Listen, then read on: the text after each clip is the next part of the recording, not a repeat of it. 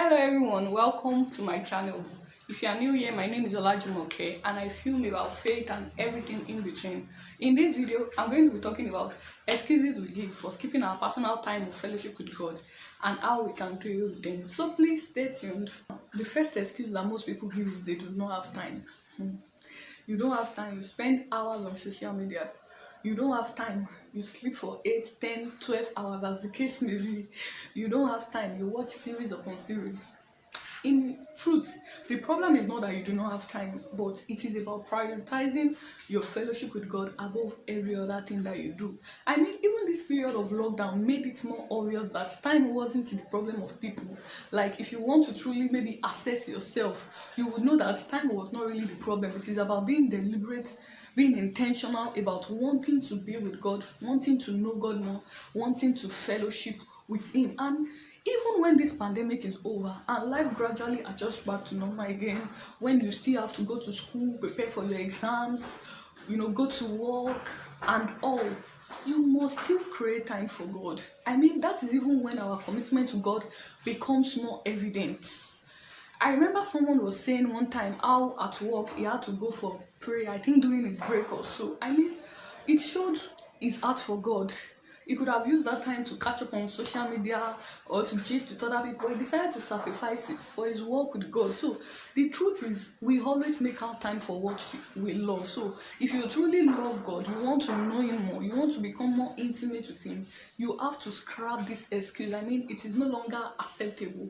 You have time. The thing is to prioritize and be intentional about your work with God.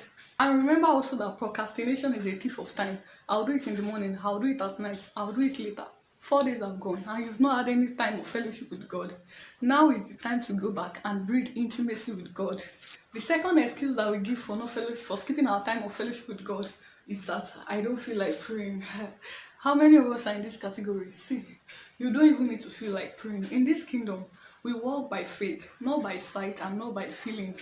Once you have set out time of fellowship with God, whether it is to study the scriptures or to pray or to worship, you just go ahead and do it. The feelings will catch up later. One thing I would like us to understand in life is that our feelings are not valid enough for us to make decisions on. I mean, how many times don't you feel like going to school and you still have to dress up and go to school? How many times do you feel like going to work and you know that you still have to dress up and go to work? We do these things because they are important and they should be done. How much more our pursuit of God? Beyond being important, we should see it as a love affair. I also like to add that although there are spontaneous times of fellowship with God where you just break out in His presence, you didn't plan it, and you're enjoying God, you don't want to leave His presence and all. But the truth is, there will also be times you do not feel like doing it. What I'm encouraging you to do is not to listen to your feelings, but to go ahead. Once you set out time, be intentional about it and still fellowship with God, regardless of whatever you are feeling or not. Know that God is with you, God is listening to you, and is right there beside you. Another reason why we skip our personal time of fellowship with God is because of guilt. Yeah. So we find that many times when we've done something bad or we've sinned against God, there is this tendency to want to withdraw, but that is never the desire of God. He says, come as you are. Come and let us reason together. Though your sins be as red as scarlet, they will be as white as snow. Don't try to make yourself better before you come into the presence of God, because you can't. Just come the way you are. You won't remain that same way.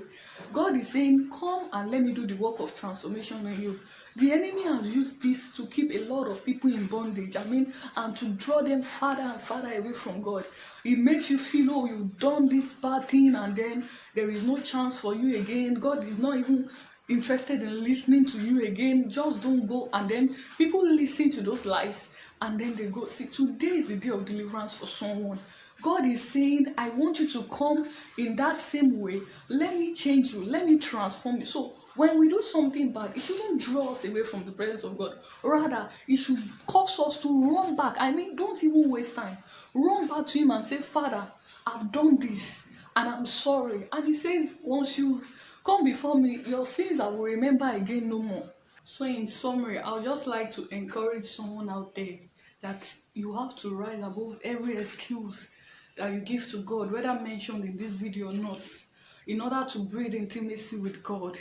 if you are feeling weak, if you are feeling like you don't have enough strength, it is in His presence that we find strength, and you can do all things through Christ who strengthens you. So get in His presence. I tell you, the more you engage God, the more you will find strength and more desire to continue to pursue Him. You can't get enough of God. So if you want to get more of God, keep on going to Him and He will keep on filling you. With that, I have come to the end of this video. Please give this video a thumbs up if you were blessed, share with your friends, leave your comment below, and don't forget to subscribe if you've not. See you in my next video. Bye.